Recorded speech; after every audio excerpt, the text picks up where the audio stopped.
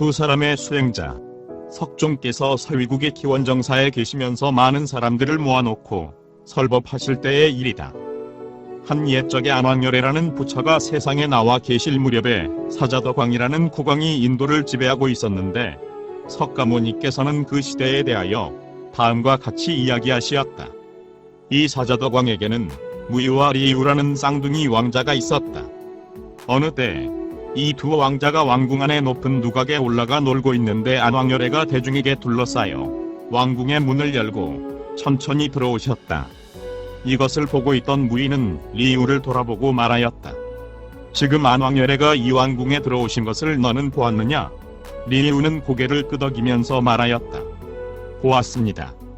무이우는 다시 우리들도 안왕열애와 같은 훌륭한 부처가 되어보자꾸나 하고 걔를 불러 리유에게 들려주었다. 리유야, 보아라. 안왕열애 대중에게 둘러싸여 조용히 오시는 모습을 나는 마음속에 결정하였노라. 무상의 길을 구하여 생사의 괴로움을 건지려고 세상의 모든 사람은 탐욕, 질투, 분노, 오만 때문에 숱한 죄를 짓고 이 죄업 때문에 악도에 윤회한다. 우리는 부처님의 길을 찾아서 이 사람들을 제도하리라. 리유야, 너도 또한 부처님의 길을 찾을지어다.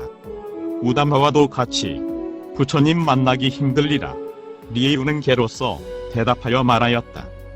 아무리 말하여도 되는 일 없고 말 많으면 행동 따르지 않고 나는 말로 설명하지 않아도 마음속으로 보리의 길 가리다. 부처의 길 말로 하는 이 많아도 말대로 행하는 사람 별로 없다. 행하지 않는 말은 거짓말이니 참된 과보 얻을 리 없어라. 만일 그저 입으로 말하는 것으로 부처의 깨달음 얻을 양이면 모든 말하는 자는 모두 부처님 될 것이로다. 이것을 듣고 우무이는 걔를 불러 이에 반대하였다. 그대의 발심 같은 것을 일컬어 탐냄이라 하네. 구하기를 두려워하기 때문에 발심을 입 밖에 내지 못한다. 재물도 법도 다 베풀어주고도 조금도 아깝다 하지 않네. 보리를 원하는 그것이야말로 대장부의 발심이라네.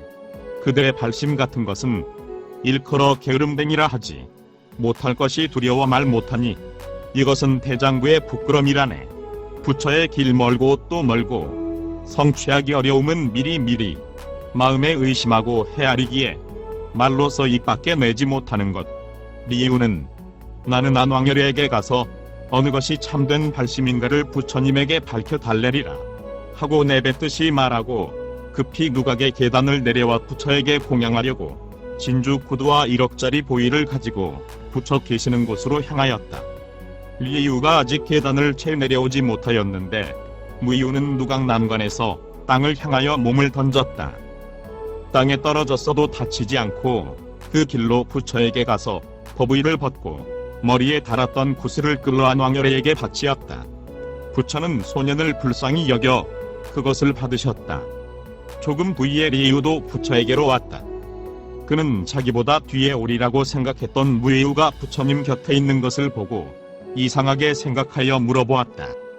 무이우야, 너는 어느 길로 왔느냐? 나보다 늦게 떠나서 어떻게 먼저 왔나? 이에 무이우는 리유야, 나는 누각 위에서 몸을 던져 부처님께로 왔다. 몸을 던졌으나 조금도 다치지는 않았다. 하고 대답하였다. 리유는 이어서 비싼 옷과 진주 구두를 부처님께 바치고 걔를 불러 말하였다. 나는 본디 그릇된 도를 행하였소. 그러나 지금 세존을 우러러 이제부터 바는 도를 닦아 여러 부처님께 칭찬받으리. 무이우는 이때 걔를 불러 리유의 소극적인 구도를 비난하고 자기의 열성적인 태도를 주장하였다. 목숨을 아낀 너의 구도는 제 이익을 위한 것이요 남을 이롭게 하지 못하리라. 목숨을 아끼지 않고 순환을 원하는 나야말로 남을 이롭게 하여 괴로움을 구제하리. 부처를 뵈면 곧 길을 보는 것, 다시 다른 것 구할 것 없이 법부는 정도를 닦는다면서 실은 그릇된 도에 떨어지는 것, 중생을 그릇된 길 속에서 바르다 하고 그르다 하며 거기에 집착하고 얽매여서 영원히 바른 길에서 멀어지리. 원컨대 늘 부처님 만나 배웠고 항상 부처님의 길을 닦아 길이길이 중생을 제도하리. 원컨대 늘 선법에 살고 항상 불법의 곡간을 가지고 이 곡간의 보배로서 두고두고 중생을 이롭게 하리. 원컨대 늘 정진하는 마음으로써 불법 듣고 옳은 길 깨달아 항상 선정 속에 살면서 이 덕으로서 우러러 보이리. 이리하여 두 왕자는 안왕열의 앞에서 출가하여 불도를 구하였다. 서로 나야말로 먼저 불도를 깨우치리라 하고 다짐하면서 어느 때 무이우는 리우에게 이렇게 물었다. 리우야, 너는 어떤 수행을 하여 나보다 먼저 부처님의 깨달음을 얻으려 하느냐? 이에 리우는 대답하였다. 무이우야, 나는 굉장한 마음을 일으킨 것이다. 나는 한 사람 한 사람의 중생을 위하여 오랫동안 지옥의 고생을 달갑게 받고 그 공덕에 의하여 무상의 보리를 성취하려는 맹세를 세운 것이다. 이러한 굳은 공덕을 쌓아서 너보다 먼저 불도를 깨달으려고 한다. 또 부드럽고 괴로움을 참는 마음을 병으로 머리를 때려도 원한을 풀지 않고 물론 눈에 성한 빛을 나타내지도 않고 입에 가책의 소리를 내지도 않고 마음속에 맺힌 것이 있어도 꾹 참고 견디리라. 나는 지금 괴로움을 참는 수행을 하여 불법을 구하며 불도의 깨달음을 바라고 나에게 해를 주려는 이런 사람들을 구하려 하고 있는 것이다. 그런데 만일 스스로 노여움이나 원망하는 마음을 일으킨다면 현재 나에게 해를 입히고 있는 이런 사람과 무엇이 다르랴? 나는 선법을 닦는 사람이요, 그는 악법을 행하는 자다. 나는 선법을 닦는 사람으로서의 업을 하지 않으면 안 된다. 악법을 행하는 자의 마음을 일으켜서는 안 된다. 나는 어떠한 경우에도 노여움과 원망하는 마음을 끊어버리지 않으면 안 된다. 또 그뿐 아니라 모든 사람의 노여움과 원망하는 마음을 끊어버리기 위하여 설법하지 않으면 안 되는 몸이다. 이런 수행을 하여 무상의 보리를 성취하려는 맹세를 내세운 것이다. 이렇게 굳은 공덕을 쌓아 너보다 먼저 부처님의 깨달음을 얻으려는 것이다. 무이우가 물었다. 리우야, 그런 마음을 일으켰으니 그것으로 공덕이 쌓아진다고 생각하느냐? 무이우야, 이런 마음은 일으키지 않고서 이렇게 공덕은 쌓을 수 있겠느냐? 어떻게 보살의 수행이 가능하겠는가? 무이우는 이 소리를 듣고 말하였다. 리우야, 그런 마음을 일으켰다고 해서 공덕이 쌓여지는 것은 아니다. 첫째, 그 마음이란 무엇이냐? 마음이란 비고 곡두 같은 것이다. 그것들은 무시로 생기고 무시로 또 사라져버리는 것이다. 그렇다면 마음이라는 것은 형태가 없는 것이다. 또한 형태가 없다고 할 수도 없는 것이다. 대체 있다 없다 하는 것 자체가 견해의 차이뿐이다. 이 견해라는 것, 사로잡는 것을 사견이라고 하는 것이다. 사견은 사도이다. 보리라고 일컫지 않는다. 유무의 설을 취하는 사람은 보리의 길에서 멀어지는 사람이다.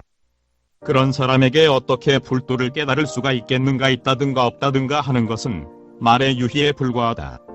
말의 유희는 보살이 가까이 하여 닦아서는 안 될 불법이다. 그러면 어떤 법을 보살은 닦아야 할 것인가? 어떠한 법도 보살은 닦는 것이 아니다. 이 법이야말로 닦아야 한다고 한다면 그 법은 비법이 된다. 보살은 일체 법에 대하여 집착해서는 안 된다. 일체 법에 대하여 집착하지 않는 것이 무상의 보리인 것이다. 또 보살이 보리에 대하여 이렇게 이해를 했다 해도 또한 비법이 된다. 왜냐하면 이해의 흔적도 없는 것이 무상의 보리이다. 또 보살이 보리에 관하여 이같이 알고 이와 같이 보고 있어도 또한 비법이 된다. 왜냐하면 해탈의 자취도 없는 것이 무상의 보리인 것이다. 또 보살이 보리에 관하여 이와 같이 수행하여 깨달음을 얻는다고 생각하면 그것도 즉시의 비법이 된다. 왜냐하면 무성무설이 무상의 보리이기 때문이다. 그것을 듣고 난 리우는 물었다. 무이우야, 만일 보리가 있으면 있다고 하는 것이 좋지 않으냐? 만일 없다면 없다고 하는 것이 좋지 않으냐? 왜 그렇게 보리에 관하여 모든 언설을 부정하느냐? 리우야, 보리란 말의 유희를 초월한 것이다. 있다 없다는 논할 것이 아니라 있다 없다의 말의 유희를 초월한 데 있는 것이다. 무이우야, 나는 있다 없다의 말의 유희 속에 보리가 없고 있다 없다의 말의 유희를 떠날 때에 보리가 있다는 이치를 모르겠다. 리우야, 그러면 이제부터 부처님한테 가서 어느 쪽이 옳은지 판단을 받기로 하자. 이리하여 두 사람은 안왕열에게 가서 부처님 발에 이마를 대로 절하고 나서 한쪽에 앉아 리에우는 입을 열어 두 사람의 주장하는 바를 말하고 부처님의 판단을 청하였다. 그랬더니 부처님은 무에우를 향하여 좋도다 좋도다 하고 그 말에 대한 비결까지 허락하여 가르쳐주고 다음에 리에우를 향하여 간곡하게 모든 말의 유희에게 떨어져 모든 마음이 분별을 떠난 곳에 무상의 보리가 존재하는 것을 설명하여 보여주었다. 이에 리에우는 이것을 깊이 믿을 수가 있었다. 이리하여 두 사람은 8만 살 동안 쉬지 않고 자지 않고 열심히 관념 경행하고 다음 8만 살 동안 탐욕과 노여운 마음은 일으키지 않고 죽어서 아래쪽에 제천세계 묘견불 있는 곳에 태어나 동시에 출가하여 숙명을 알고 정진 수행하기 전세에서와 다름없이 하였다. 이렇게 점전하여 6억 8천만의 부처 있는 곳에 차례차례로 태어나고 그리한 뒤에 무이우는 먼저 상중엄이라는 부처가 되고 리에우는 뒤를 이어 일상중이라는 부처로 될 수가 있었던 것이다. 구독과 좋아요를 클릭해 주시면 불교 전파 및 불경 보급 사업에 많은 도움이 됩니다.